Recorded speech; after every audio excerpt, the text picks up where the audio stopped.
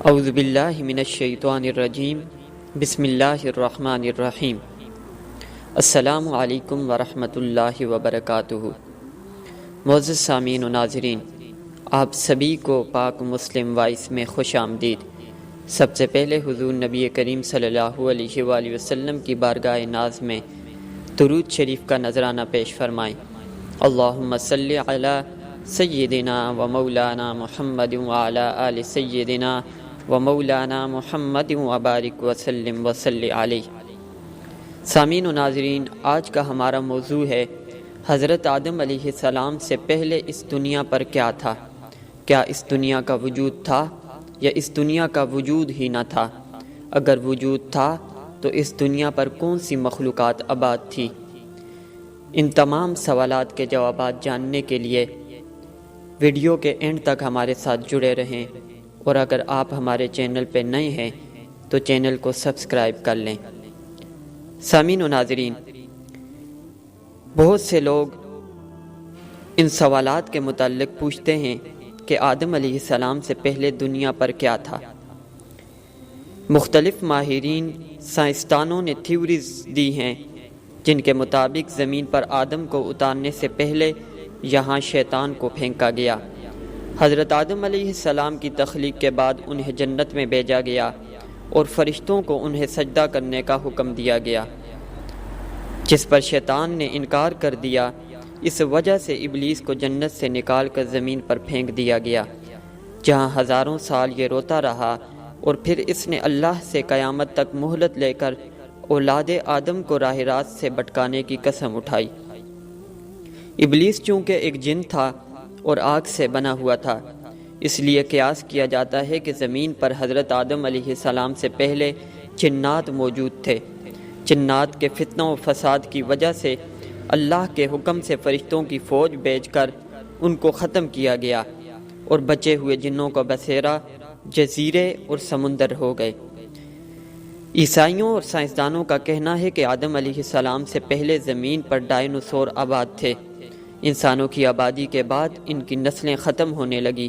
کچھ ماہرین کے مطابق آدم علیہ السلام سے پہلے اس زمین پر انسانوں جیسی مخلوقات موجود تھی، جن کی کچھ باقیات اور ڈھانچے ملے ہیں، جس پر یہ خیال کیا جاتا ہے کہ آدم علیہ السلام سے پہلے بھی زمین پر انسان موجود تھے، جو باقی امتوں کی طرح ختم ہو گئے یا ختم کر دیے گئے۔ کچھ لوگوں کے مطابق زمین خلائی مخلوقات کا مرکز تھا، لیکن حقیقت اللہ تبارک و تعالیٰ کے کلام میں موجود ہے۔ سورہ ہود کی آیت نمبر 27 میں بیان کیا گیا ہے، وہی اللہ ہے جس نے زمین اور آسمان کو 6 دن میں پیدا کیا، اور اس وقت اس کا عرش پانی پر تھا۔ اس آیت کے مطابق حضرت آدم علیہ السلام سے پہلے زمین پر صرف پانی موجود تھا، کسی بھی مخلوق کی طرف اشارہ نہیں کیا گیا۔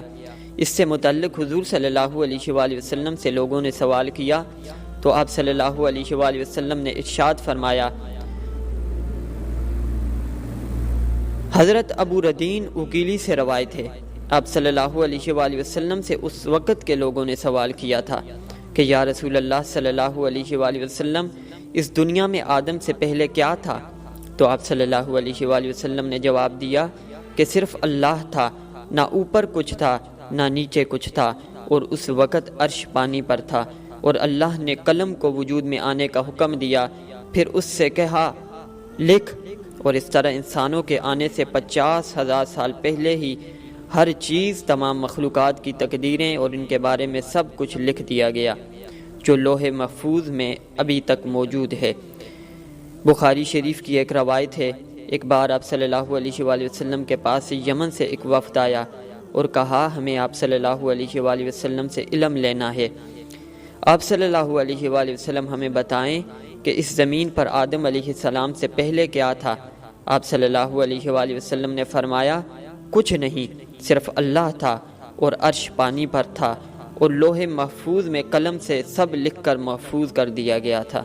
حضرت ابو ہریرہ رضی اللہ عنہ سے روایت ہے کہ جب نبی صلی اللہ علیہ وآلہ وسلم سے دنیا میں چیزوں کے وجود میں آنے کی ترتیب پوچھی گئی تو انہوں نے میرا ہاتھ تھاما اور کہا کہ اللہ نے جب یہ دنیا بنائی تو ان کی ترتیب کچھ یوں تھی، ہفتے والے دن مٹی پیدا کی، اتوار کو پہاڑ، پیر کو درخت، منگل کو تکالیف، بیماریاں، مسائل، بدھ کو نور، جمعرات کو چوپائے اس زمین پر پھیلا دیے، اور جمعہ کے مبارک دن عصر سے رات کے درمیان آدم علیہ السلام کو پیدا کیا تھا، اور جنات کی 2000 سال پہلے ہی آگ سے پیدا کر دیا گیا تھا۔